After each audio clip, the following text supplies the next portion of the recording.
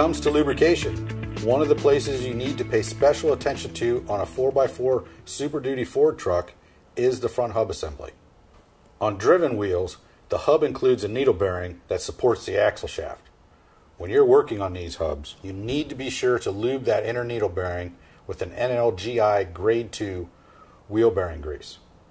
And if you remove the hub, you need to pay special attention to the seals. There are 3 of them on the axle shaft, including 1 on the spindle. If those seals don't do their job and moisture or contamination gets inside the hub assembly, it won't affect the wheel bearing, but it can cause problems for the needle bearing that supports the axle shaft. If the lube gets contaminated or the needle bearing runs dry, it can harm the axle shaft, which could create a dangerous situation.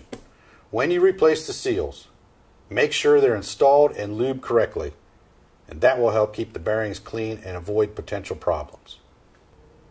I'm Rick Dahman, and this has been a Timken Tricks of the Trade video helping you build your service knowledge. Visit us at timken.com/aftermarket for more information. And thanks for watching.